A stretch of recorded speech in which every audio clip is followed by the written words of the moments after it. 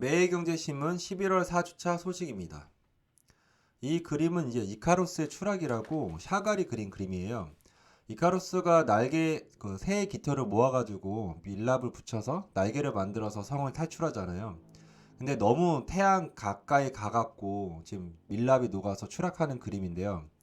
지금 부동산이나 주식 그리고 우리의 탐욕이 태양에 가까이 가고 있지 않나 생각이 듭니다.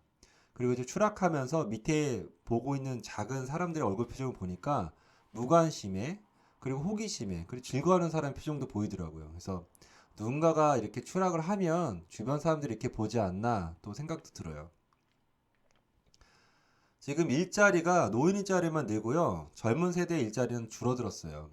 그래서 지난 2분기 2030 청년 세대 임금 근로 일자리는 크게 감소한 것으로 나타났고요. 그다음에 반면에 공공 일자리 등 재정을 동원해 만든 일자리는 증가한 것으로 집계되고 있어요. 이게 뭔 얘기냐? 날았던 풀어 일회성 일자리를 대폭 늘렸다는 이야기죠. 산업별로는 비중이 21.9%로 가장 크게 차지한 제조업에서 일자리가 6만 5천 개 감소해요. 사업인대는 2만 9천 개, 숙박, 음식업종은 이제 2만 6천 개 일자리 감소. 반면 보건 및 사회복지는 전년 대비 11만 6천 개 증가했고요. 공공행정 일자리도 7만 2천 개 증가했어요. 30대 이하 일자리는 16만 개가 사라졌고요. 50대 이상 일자리는 35만 개 이상 증가했습니다.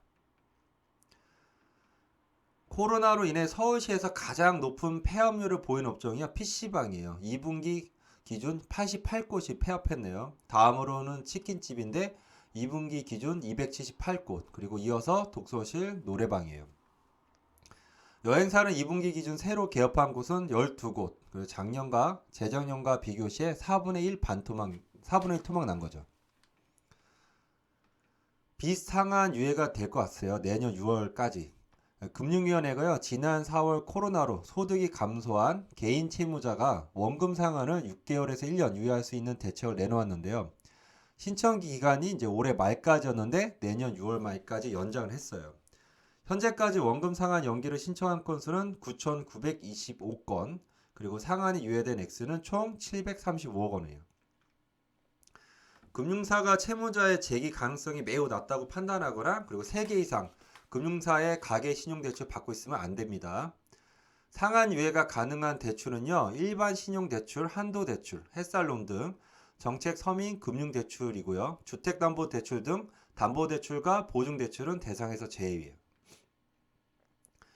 노임 무임승차에 서울 지하철 한 해 4천억 손실이래요. 저는 뭔가 공짜로 주는 거는 좋다고 생각하지 않아요. 차라리 싸게 해주는 게 맞죠. 서울시, 부산, 대구, 인천, 광주, 대전 등 5개 광역 도시에서 도시철도 무임승차 손실이 국비 보존을 요구에 나섰어요. 6개 도시 무임승차 인원은 연 4억 8천만 명, 그리고 무임승차 손실은 총 6,455억 원이에요. 이 가운데 서울시 무임승차 인원은 연 2억 9천 명, 손실은 3,935억 원이고요. 이는 서울 지하철 단기 손실의 65.9%를 차지하네요. 서울시는 국가 공기업인 한국철도공사에 대해 무임 손실을 매년 1,200억 원을 보전해 주는 것에 비해 도시철도에는 지원이 전무해 국가 공기업과 지방 공기업 간의 형평성 문제가 있다고 지적하고 있어요. 지금 항공 승무원들이 많이 힘들 것 같아요. 그리고 극단적인 사례도 있었죠. 항공사들이 영업 타격을 입으면서요, 무한 휴직기에 들어간 승무원들이 지쳐가고 있습니다. 그리고 경제난에 빠졌죠. 경제난에 빠지면서 피로감 그리고 우울증을 느끼는 코로나 블루에 시달리고 있고요. 심지어 극단적 선택을 한 것으로 추정되는 사례가 나오고도 있어요. 27살 여성분이 자살을 했죠. 이제 정부가 무급휴직을 시행하고 있는 회사에 지원 중이던 고용유지 지원금이라고요. 월 최대 198만 원인데 이게 만기가 기간이 도래하고 있어요. 그러니까 이제 항공사별로 무급휴직이 더욱 확대될 가능성이 높아지고 있습니다. 그리고 또한 대한항공과 아시아나항공의 인수합병이 본격적으로 되면서 이제 고용 불안감을 느끼는 이들이 많아지고 있어요. 여행사, 호텔, 면세점도 대규모 인력 감축 중이고요. 아모레 퍼시픽도 희망퇴직을 받고 있네요. 이 와중에 이제 이건 양극화예요. 호텔 고급 식당가는 연말까지 예약이 완료됐어요. 24일까지 롯데호텔, 이제 하나호텔 앤드 리조트, 강남 파인 다이닝 등 고급 식당은 예약이 완료됐고요. 반면 소규모 식당은 손님이 크게 줄었습니다. 양극화가 심하게 된 거죠. 이유는 보니까 시민들이 식당의 방역 조치 여부를 기준으로 가도 되는 곳, 가면 안 되는 곳으로 구분짓고 있기 때문인데, 뭐 이건 핑계고요. 양극화된 것 같습니다. 이제 사모펀드가 비리가 좀 많았잖아요. 그래서 전문 운용사들이 줄폐업 위기가 있어요. 연이은 사모펀드 사건과 사고로 고객 돈을 실제로 보관, 관리하는 은행이 수탁 계약을 거부하고 있어요. 이에 지난해 4,603건이었던 사모펀드 수탁 계약이요. 올 9월까지 1,881건으로 59.1% 급감했습니다. 이대로 가면 이제 전문사가 줄줄이 폐업 위기죠. 증시가 정말 사상 최고치죠. 연신 갱신하면서요. 올해 정부가 걷어들인 증권거래세 수입은 2배 급증한 것으로 관측돼요. 그래서 거래세로 8조 8천억 원에서 9조 거칠 것으로 판단되고 있습니다. 지난 12월부터 이달 25일까지 국내 주식시장 거래대금은요. 5,099조 원으로 전년 대비 2.3배 증가했어요.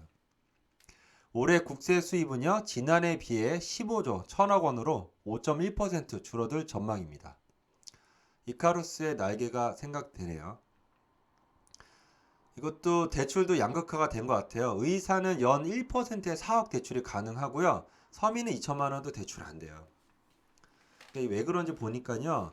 평균 금리 3%보다 낮은, 이제 훨씬 낮은 금리로 대출이 가능한 게 기술 신용 평가라는 제도가 있나 봐요. 그래서 기술 신용 평가는 뭐냐면 기술력이 있는데 담보력이 부족한 중소기업에 자금을 빌려주는 제도예요. 근데 의사랑 약사가 지원 대상에 포함되는 거죠. 그러니까 의사가 연 1%의 4억 대출이 가능한 거예요. 서민의 경우에는요. 2천만 원 대출을 원할 시에 신용 등급 6등급 이하 그리고 연 4% 금리 자금을 빌려주는 미소금융재단에 빌리기도 쉽지 않아요. 이유는 DSR이 적용되니까 차단된 거죠. 이제 문제는 뭐냐면 신용등급이 1등급인 고신용자 대출 비중이 해가 갈수록 늘고 있어요. 그리고 서민금융인 미소금융 같은 것은 또 줄어들고 있고요. 국민우리은행이요 이번 주부터 고소득자 신용대출 제한하고 있습니다. 그래서 30일부터 연소득 8천만 원 이상 고소득자 신용대출에 대해서 DSR 40%를 적용하죠. 그리고 8천만 원 미만인 사람들에게도 대출 심사가 대폭 강화 들어갈 예정이에요. 이 같은 조치는 실수에 기반해 집을 사려는 사람들의 기회를 차단해 금융 양극화를 시키고 계층 이동의 사다리를 막을 수 있다고 우려하고 있어요. 제가 일본의 버블 붕괴라는 그 다큐멘터리를 봤거든요. 일본의 집값이 한없이 올라가요. 그때 조치를 해는 거 보니까 우선은 대출 금리를 올리더라고요. 그리고 대출을 차단하고 그런 다음에 무너지더라고요. 그 순으로 가고 있는 것 같아요. 소상공인도 코로나 대출이 곧 바닥날 예정입니다. 현재 시중은행이 취급하는 2차 보존 대출은 자금에 여유가 있던 고신용자인데 이들마저 코로나로 인해 생계 어려움을 겪고 있는 것으로 알려지고 있어요. 그러니까 고신용자도 지금 힘든 거죠. 은행별로 보면요. 하나은행은 벌써 2차 보존 대출이 소진됐어요. 우리랑 신한은행은 소진율이 각각 99.4%, 98.7%. 그래서 다음 달 초면 완판될 예정이고요. 농협은 82.4%, 국민은행은 87.2% 소진율을 보이고 있습니다. 올해 안에 끝나겠네요. 소진율이요. 신용대출 끊기기 전에 영끌로 집 사기, 그러니까 3040이 나섰는데 이거 호구예요. 이렇게 되면 지금 사면 안 돼요. 30일에 강화된 가계대출 관리 방안 시행을 앞두고요. 불안한 30, 40대가 매수세를 들어섰는데 이거는 진짜 사기 당한 거예요. 정부의 전세난을 해결책으로 11만 4천호 공공임대 공급 발표에 50대, 60대가 또 자식들을 위해서 또 매수세에 나선 거죠. 참 안타깝습니다, 진짜. 이거 제 생각이에요. 지금 다주택자와 법인들은 장기 불안과 세금 회피, 그러려고 이제 주택을 매도하고 있어요.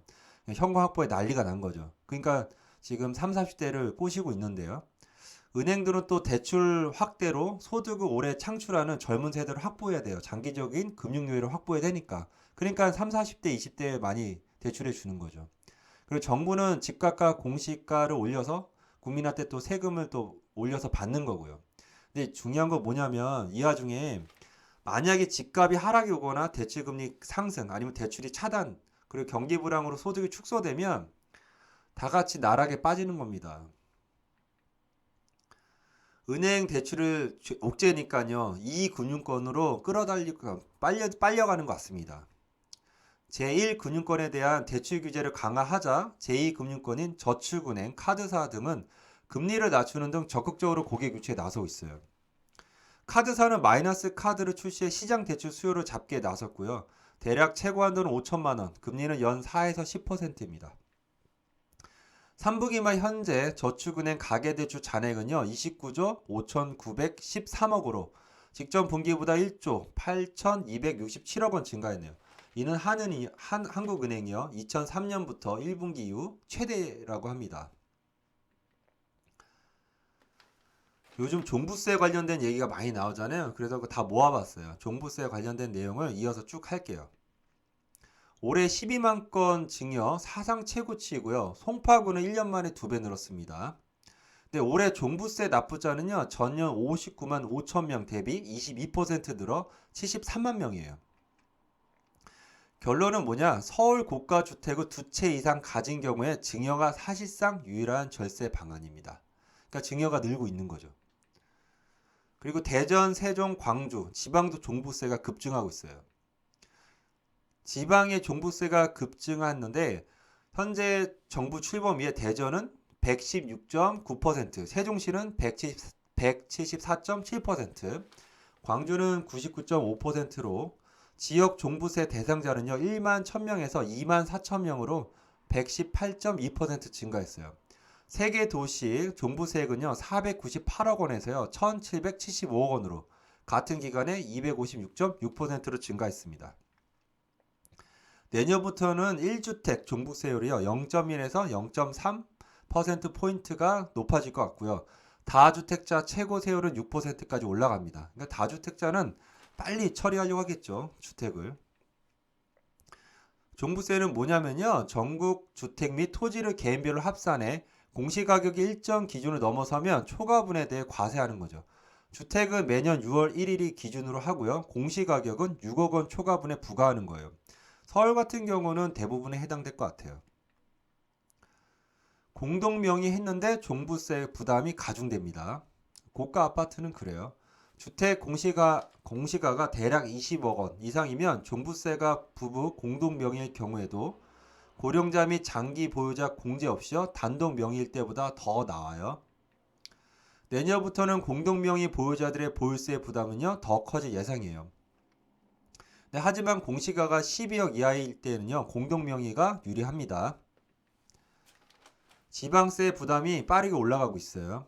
최근 6년간 지방세 부담이요 소득 증가율보다 2배 이상 빠르게 늘어나고 있습니다. 2013년 기준과 2019년 기준을 좀 대비해 봤어요. 지방세 과세액은 2014년이에요. 지방세 과세액은 58조 3천억 원인데 2019년에는 94조 8천억 원. 그래서 62% 정도 증가한 것 같고요. 국민 총소득은 28.2%인데 그리고 국세 징수는 45.4% 정도 증가한 것 같습니다. 주택 취득세 과세는 3조 5천억 원에서 7조 7천억 원. 그리고 전체 취득세는 13조 5천억 원에서 24조 원으로 77.8% 증가했네요. 재산세는 12조 9천억 원으로 50% 증가했습니다. 계속 증가하네요. 건보료가 또 오를 것 같아요. 11월부터 연 2천만 원 이하인 주택 임대소득에도 건보료가 부과되어 가구당 월 평균 보험료가 8,245원씩 오르게 됩니다. 저는 건보료를 한 30만 원씩 내는 것 같아요. 전체 지역 가입자 771만 가구 가운데 258만 그러니까 33.5%의 보험료는 최소 2만 원 상승하고요. 146만 가구는 감소, 367만 가구는 무변동입니다. 이게 계륵이죠. 종부세 때문에. 팔자니 양도세, 버티자니 종부세. 팔고 싶어도 못 파는 이제 1주택자의 탄식이죠. 시가로 팔면 양도세만 수억 원 내야 되고요. 다시 집 살 땐 취득세 부담이 커집니다. 그러니까 계륵이 된 거예요. 6억 원 이상인 아파트나 집을 갖고 있는 계신 분들은. 지금 하늘길이요. 수출 운송 대란이 올 것 같아요. 연말을 앞두고요. 항공 및 해상 운송 운임이 급상승하고 있어요. 컨테이너 운임은 11년 만에 최고치고요. 항공 운임도 한 달 새 25% 급등했습니다. 이유는 하반기 들어 블랙 프라이데이, 크리스마스 시즌 등 한꺼번에 글로벌 물량이 몰린 탓이돼요. 또한 3분기 이후 컨테이너 부족 현상이 심화되면서 바닷길로 가지 못한 화물이 항공에 쏠린 거죠. 전기료가 인상이 어쩔 수 없이 될 것 같아요. 지금 국가기후 환경회의에서 이제 권고 핵심을 나왔는데 제가 네 가지로 간추려 봤어요. 석탄 발전 감축으로 2045년 석탄 발전 중단을 목표로 하고 있어요. 근데 정부는 2030년 원전 발전 비중을 18%까지 낮추겠다는 계획이에요. 언밸런스하죠. 석탄 발전을 감축한다는데 원전까지 이제 비중을 낮춘다니까. 전기요금 인상으로 2030년까지 발전원에 따른 환경 비용의 50%를 전기요금에 반영하자고 제안했습니다. 경유 가격 인상으로 현행 휘발유 가격의 88% 수준인 경유 가격을 95에서 100%까지 올리는 방안이에요. 그러니까 휘발유랑 경유의 가격 차이가 안 나는 거죠. 내연 기관차 판매 금지로 이르면 2035년, 늦어도 2040년까지 내연 기관차의 국내 판매가 금지됩니다. 백신이 대중화되면요, 외국인이 돈을 뺄 수 있어요. 그래서 최근 코스피 급등세로 주도한 외국인 매수세의 신중론이 나오고 있어요. 다음 달 미국 내 백신 사용 승인과 내년 초부터 백신 승인 작업과 대량 접종이 이뤄지면요, 미국, 유럽 경제 회복에 이제 한국, 중국, 대만 등에 몰렸던 글로벌 자금이 이제 선진국으로 이동할 가능성이 커집니다. 론스타 관련된 내용을 좀 알려드릴게요. 저도 좀 관심이 없었거든요. 근데 이거 하면서 관심이 좀 생겨요.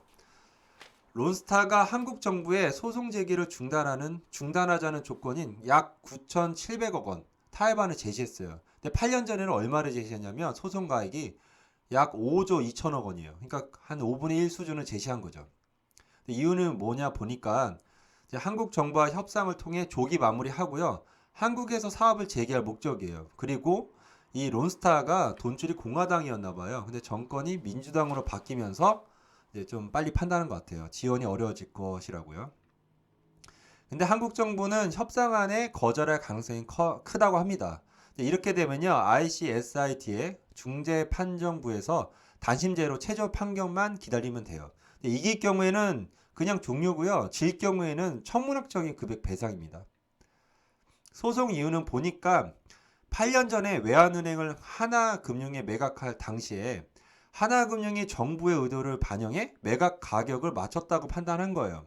그러니까 이에 론스타는 가격을 낮춘 책임을 하나금융이 아닌 정부 측에 있다고 이제 소송을 낸 거죠.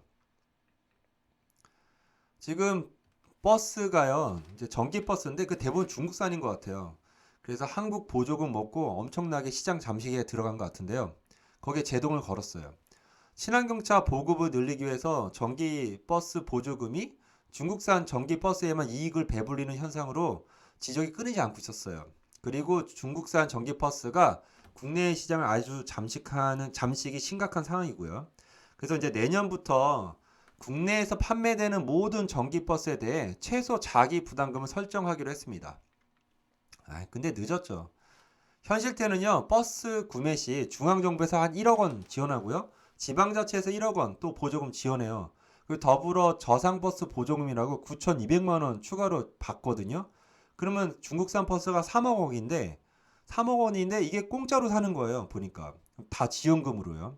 근데 반면에 한국 버스는요 4억 원대예요. 그러니까 보조금을 받아도 한국 국산 버스를 살려면 1억 원 부담해야 되니까 역차별 현상이 생기는 거죠. 또한 국산 버스는 18가지 인증평가를 받아야 되는데 중국산은 프리패스입니다. 이제 중국의 알리페이가 한국에 진출할 것 같아요. 그래서 이르면 내년 초에 중국의 알리페이가 국내 시장에 진출 예상하고 있습니다. 국내에서는 중국 원래 관광객만 사용했는데 앞으로는 국내에서 간편 송금, 결제 및 알리바바 쇼핑몰 연계 가능성이 있어요. 근데 이 문제가 뭐냐면 이게 중국이 참 깡패 국가예요. 중국은 국내 핀테크 기업의 중국 지출을 막고 있고요. 반면에 한국에서는 허용하는 거죠. 그러니까 역차별이죠. 그리고 이제 알리페이를 쓰게 되면요. 이 서버가 중국에 있거든요. 그러니까 데이터 보안에 우려 목소리도 있어요. 그러니까 알리페이를 쓰게 되면 우리의 정보가 중국에 다 넘어가는 거죠. 국제유가가 3월 2일 최고치고요. 금값은 4개월 만에 최저치입니다. 다만 이제 미국 민주당의 부양책이 내년 2월까지 나오기 힘들다는 전망에 신중론이 제기되고 있어요. 또한 석유 수출국 기구와 비해연 주요 산유국 협의체가 원유 감산을 둘러싼 갈등으로 유가 상승폭이 제한될 것이라는 전망도 있어요. 그러니까 신중론이 좀 제기되고 있는 거죠. 문재인 케어가 이게 지금 논란이 있네요. 양압기 관련돼서. 뭔가 제대로 시행할 때는 정말 신중하게 해야 돼요. 줬다 뺐으면 오히려 안 하는 것보다 못해요. 환자 반발과 비판 여론이 커지자 양압기가 뭐냐면 수면 치료 의료 기기래요. 양압기 대여 건보 적용 기준 강화 조치를 재검토하기로 했습니다. 그래서 이제 뭐라고 하냐 사람들이 신중한 검토 없이 급여 기준을 정한다는 비판을 면하기 어려울 것으로 보이고 있습니다. 이제 수정한 비교 방안을 보니까요. 수능 기간 후 의무 사용 기간은 1평균 4시간에서 1평균 2시간, 무호흡, 저호흡 지수 기준은 5에서 10으로 일가 상향을 기저질환 환자 예외로, 그리고 수능 기간 중 자기 부담료는 20%에서 50%로 확대. 이거는 기존안과 동일합니다. 변호사 세무사가요. 밥그릇 싸움에 좀 싸우고 있는 것 같아요. 변호사를 따면요. 원래는 이제 변호사를 자격증을 따면 세무 업무도 그냥 할 수 있게 되었나 봐요. 근데 이거 갖고 이제 국회에서 입법에서 갈등이 생긴 거예요. 2003년 이전에는요. 변호사를 따면 이 변호사가 세무사도 할 수 있어요. 세무사 자격 부여를 받았으니까. 근데 2003년 12월 세무사법 개정으로요. 세무사 자격 시험에 합격한 사람만 세무사로 등록하고 세무 업무를 할 수 있는 거죠. 그러니까 변호사는 이제 못하게 된 거예요. 그러니까 이에 변호사들이 반발해서 이제 가지고 헌법소원을 낸 건데 2018년 헌법 불합치 결정을 받고요. 지금까지 결론 못 내리고 있다가 이렇게 이제 밥그릇 싸움 하고 있는 거죠. 입법 전쟁이 된 거예요. 근데 상식적으로 생각했을 때는 변호사가 세무사 업무를 하려면 세무사 자격증 시험 봐야 되는 거 아닌가요? 올해 수능 원서 접수자는요 49만 3,433명으로요 지난해보다 5만 5,300명이 줄었어요. 이는 대학 정원보다 학생이 적어지는 대입 역전 현상이 처음으로 시작된 것이죠. 2024년 현재 중3이요 인구는 43만 명으로 대학 가능 학생 수는 38만 4,002명이에요. 대학 수와 정원을 줄이는 구조조정 없이는요 이제 2024년 안에 대학들이 폐교 및 공멸할 수 있습니다. 부실대 테러 1년 넘게 검토 중인 교육부. 이것도 계륵 같아요. 내용 보니까요. 교육부는 작년 8월에 폐교 수준을 밟는 대학에 테러를 열어주는 내용을 발표했어요. 취지는 부실대학을 조속히 처리하고 설립자에게 자녀 재산의 일부를 인정하는 방안이에요. 근데 이게 뭐가 문제냐면 원래 현재는 폐교를 하면 단 재산 1원도 못 가져가요. 근데 그 재산을 일부 이제 뭐 자녀 재산을 주겠다 이 얘기인데 이제 그렇게 되면요. 뭐가 문제냐면 이 설립 자금과 사용 금액 그리고 재원 출처가 불분명해서 이 폐교 먹튀 우려가 나오고 있어요. 그래서 이제 1년 넘게 폐교 대학 종합 관리 방안이 검토만 하는 중이죠. 노동자 이제 대표가요. 기업 이사에 참여할 수 있게 됐어요. 그래서 노동 이사제가 공공기관부터 도입될 전망입니다. 앞으로 노조의 지나친 경영 개입 등 부작용이 우려되고 있습니다. 이건 경영계가 얘기하는 얘기예요. 근데 이번 합의는요. 정부가 노조 측 주장만 일반적으로 받아들였다는 지적이 나오고 있어요. 이인영 통일부 장관은 명나라에서 청나라로 바뀔 때 상황 파악 못하는 대신처럼 좀 상황 파악 못하는 것 같아요. 이분이 뭐라고 그랬냐면 조기 남북 경협을 발언했죠. 그 바로 하루 뒤에 미국 국무부에서 대북 제재 이행 의무 있어라고 얘기했어요. 이는 대북 정책을 두고 한미 간 입장차가 뚜렷하다는 점이 다시 한번 확인한 거예요. 지금 트럼프 정부랑 바이든 정부에 바뀐 걸 모르시나? 정책이 바뀌었잖아요, 방향도. 미 국무부는요, 미국은 앞으로도 모든 유엔 회원국이 제재 결의를 이행할 것으로 기대한다고 발언했어요. 또한 대북 결의를 강조하면서 동시에 북한 인권 관련 활동하는 단체에 300만 달러 지원했네요. 이는 대북 인권 문제를 애써 외면하는 한국 정부와는 다른 모습입니다. 앞으로 차기 미국 정부와 대북 제재와 인권 문제를 바라보는 시각이 문재인 정부와 큰 차이를 보이기에 문 정부와 미국의 충돌이 불가피할 것으로 전망하고 있습니다. 서울 1인 가구 행복도가요 40대 이후에 뚝 떨어졌어요. 행복도는 20대의 절정을 이루다가 40대 이후에는 급격히 줄어들고 있습니다. 20대는 뭐 현재를 세상 잘 모를 수도 있어요. 근데 세상을 알면 알수록 행복도는 떨어지는 거죠. 약 63%는 1인 가구로 남기 원하는데요. 이유가 감섭받지 않는 독립생활이 최대 이유라고 합니다. 근데 저는 개인적으로 1인 가구로 남고 싶지 않아요. 그래도 이왕이면 사랑하는 사람 만나고 가정 꾸려서 사는 게 더 행복하다 보입니다. 노력해야죠, 저도. 전국 초등 돌봄 전단사 내달 8일 또 파업 예고하고 있어요. 그러니까 8일에 또 파업 예고하고 있으니까 참고하십시오. 코로나 재난 상황 발생했을 때 가족 돌봄 휴직을 현재 10일에서 최대 90일까지 사용할 수 있게 됐어요. 현행법은 가족 돌봄 휴직 사유는 질병, 사고, 노령 등으로 규정되어 있는데 이게 좀 바뀐 거예요. 현행 1회로 제한된 유아휴직 분할 사용 횟수도요 2회로 확대 연내에 시행할 계획이고요. 이리 되면 총 3회 사용할 수 있습니다. 정부는 사회적 거리두기 3단계에도 긴급 돌봄 서비스를 제공하는 방안을 내놨고요. 돌봄 사각지대에 놓인 아동에 대한 점검을 강화한다는 방안도 추진 중입니다. 이 시국에 속초 공무원들 제주도로 여행 갔다 왔어요. 속초시 공무원 39명이요. 지난 24, 25일 두 팀으로 나눠 제주도 출장을 떠난 것으로 확인했습니다. 근데 뭐가 문제냐? 이 중대본이요. 공무원들 출장 금지 지시가 있었거든요. 근데 이거 무시하고 갔다 온 거예요. 그리고 또 다른 예산을 포상금으로 전용해 출장에 사용했죠. 열심히 일하는 공무원들도 많이 있어요. 근데 이렇게 간혹 눈치 없게 이렇게 행동하는 공무원 때문에 전체가 욕먹는 거예요. 역시 세계는 힘의 원리에 의해서 작용되는 것 같아요. G20에서는요, 백신을 공평 분배를 외쳤죠. 근데 내년 접종분은 다 미국, 유럽, 일본이 싹쓸이 했습니다. 미국 화이자는 내년 말까지 13억 회분 생산할 예정이에요. 근데 1인당 2회 접종이 필요해서 6억 5천만 명의 접종이 가능한데요. 하지만 11억 회 분량은 미국, 유럽, 일본에 판매하기로 했어요. 미국의 모더나는 올해 2,000회 만의 분량의 백신을 생산할 예정인데요. 대부분이 미국이 먼저 공급입니다. 이에 가난한 국가들은요.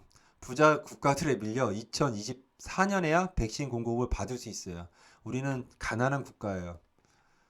반면 WTO가 백신을 공정하게 배분하기 위해 코백스 동참을 각국에 요구했어요. 근데 가입국은 184개국인데 미국은 또 미가입이네요. 이 단체 백신을 공급을 약속한 제약사가 대다 아스트라제네카인데요. 이곳 딱 한 곳이에요. 지금 코로나가 가팔라지고 있는데요. 봉쇄가 느슨해지는 것 같아요. 전 세계 코로나 확진자 누적 수는요. 6천만 명을 넘어섰는데 연말 기점으로 방역 대처를 느슨해질 가능성이 커지고 있어요. 미국은 확진, 입원, 사망자가 일시에 급증하고 기록 경신 중인데요. 이번 추수감사절 연휴에 미국 내 항공편을 이용한 수는 지난 3월 이후 최고치입니다. 유럽은 크리스마스 시즌 앞두고 봉쇄 완화를 검토 중에 있어요. 그러니까 뭐라고 얘기하냐면 그간의 노력이 물거품이 될 것이라는 염려가 나오고 있습니다. 코로나 오래 갈 것 같네요. 트럼프가 애매한 백기를 들었어요. 그러니까 이게 이분이 좀 남자답지 못한 사람 같아요. 미 트럼프가 연방 총무청과 참모진에게 정권 이양 절차에 협력할 것을 지시했어요. 하지만 이와 별개로 불복 투쟁을 이어간다는 방침이지만 퇴임 이후 준비에 착수하는 움직임을 나타내고 있습니다. 열심히 골프 치러 다니고 계시잖아요. 현재 트럼프 낸 소송이 줄줄이 기각이 되거나 철회되고 있습니다. 인사를 보면은 그 사람 스타일을 좀 아는 것 같아요. 미국 국방부가 좀 강경하게 나갈 것 같습니다. 외교를 중시하고요. 국방은 강하게 나갈 것 같은데 보겠습니다. 바이든 정부의 국무부는요, 외교 현안을요, 다뤄본 경험자이고 대통령을 포함해 참모진이 이제 코드가 다 좋아요. 화음이 다 좋을 것이라 기대되고 있어요. 이들은 동맹을 중시하고 톱다운 협상보다는 국제기구와 다자간 협상 등 제도적 접근을 우선시한답니다. 국무장관 내정자 블링컨은요, 북한 김정은을요, 최악의 폭군 중 한 명이라고 지칭했어요. 지금 강하신 분이에요. 트럼프 대통령과 김정은 간 정상회담을 잘못된 거리로 비판한 적이 있죠. 그래서 미국의 국방부는 정상적인 미국의 그 강경한 입장으로 바뀔 것 같습니다. 외교를 중시 여기고요. 그리고 재무장관으로 제닛 앨런 전 연준의장 출신이며 노동경제학 먼저 전공한 거시 전문가를 임명했어요. 이에 바이든 정부는 통화 정책보다는 재정 정책에 더 많은 비중을 둘 것 같고요. 일자리 시장 회복이 목표로 보여요. 약 달러는 가속화할 가능성이 커지고 있습니다. 다만 금융 규제 완화에 대해 보수적 시각을 가진 것은 시장의 부담 요인으로 작용할 것이라는 시각이 있습니다. 근데 시장 예상을 깼어요. FOMC가요. 뭐라고 얘기했냐면 미국 중앙은행인 연방준비제도가 시장 예상과 달리 경기 회복을 위한 자산 매입 확대를 시간을 두고 추진할 것을 시사한 거예요. 그러니까 뭔 얘기냐? 달러를 더 이상 풀지 않겠다 이거죠. 현재 연준은 제로금리를 바탕에 깔고 매달 1,200억 달러의 국채와 그 다음에 주택 저장 증권을 매입해 유동성을 공급하고 있어요. 근데 뭐 지금 재무장관이 돈을 풀 생각을 하고 있으니까 지켜봐야죠. 미국의 스마트 원폭 해갖고 F-35가 정확하게 원폭을 투하하네요. 최신의 전투기인 F-35A 전투기를요 3.2km 상공에서 초음속 비행 중에 전술핵 폭탄 투하 실험에 성공했어요. 이는 평양 주석궁 인근의 지하 100m가 훨씬 넘는 김정은 벙커도 파괴할 수 있다고 합니다. 앞으로 미국뿐 아니라 동맹국 전투기에도 실험 결과를 적용할 수 있도록 호환성을 높일 계획이에요. 이걸 왜 지금 보여주냐? 여차하면 치겠다 이 얘기예요. 그러니까 어설픈 충동을 느끼게 하지 말아라 이런 뜻 같네요. 미국의 셧다운 이후에 재개장한 쇼핑몰이 다시 폐쇄될까 두려워서 미리 쇼핑을 시작 중이에요. 시민들이 11월부터 59%는 미리 쇼핑을 시작 중입니다. NRF는요 연말 온라인 매출이 20-30% 늘어날 것이라 예상하고 있고요. 앞서 3분기 온라인 매출인 전년 대비 36.7% 증가했다고 밝히고 있어요. 중국 내 강경파가 미중 갈등 대비 군사력 강화해야 한다고 목소리가 나오고 있네요. 중국이 이제 미국과 호주, 대만과 갈등 관계가 지속되면서 중국 내 강경 대응을 촉구하는 목소리가 커지고 있어요. 이에 군사력 충돌이 재개되는 현상이고요. 미국은 이 와중에 대만과 경제협력 MOU 5년 기간으로 체결했고요. 중국은 호주와 외교 갈등을 고조되고 있는 상태입니다. 최근 중국 지방 국유 기업들이요 잇따라 채무 불이행, 디폴트를 선언하고 있어요. 이에 중국 당국이 채무 이행, 회피 행위를 엄중히 처벌할 것이라고 경고하고 있습니다. 하지만 중국 안팎에선 이번 연쇄 디폴트 사태를 계기로 중국 신용평가 시스템은 물론 채권 시장 전반에 대한 불신이 커질 수 있다는 우려가 나타나고 있어요. 참고로 중국 기업에서 발행한 회사채 중 57%가 최고 등급인 AAA를 받았는데 그 최고 등급 받은 회사들이 디폴트를 선언하고 있는 거예요. 그러니까 믿음이 안 가죠. 중국 중앙은행인 인민은행이요 유동성 긴축 신호를 내비치고 있어요. 최근 경제 회복세가 뚜렷해지면서 선제적 유동성 조절 가능성을 시사한 것인데 그러진 않을 거라 봐요. 정책의 초점은요 본격적인 긴축보다는 유동성 과잉 문제와 부실 대출, 부작용 제어에 맞춰져 있다고 합니다. 최근 반도체 기업인 칭화유니그룹과 독일 BMW 합작 파트너의 화천그룹이요 잇따라 채무 불이행을 선언으로 중국이 지금 심각하게 충격을 받은 것 같아요. 이들 기업의 신용 등급이 최고 등급인 AAA니까요. 스코틀랜드 의회가요, 생리대와 탐본 등 생리용품을 무상으로 공급하는 법안을 만장일치로 통과시켰어요. 그래서 연간 870만 파운드가 소요될 것으로 예상되고 있습니다. 2018년 조사에 따르면요, 5명 중 1명은 생리대 대신 낡은 옷이나 신문 등을 사용한 경험이 있다고 나타나고 있어요. 그래서 스코틀랜드가 최초로 여성용품을 무상으로 지급하고 있네요. 요번 주 내용은 여기까지 하겠습니다. 감사합니다.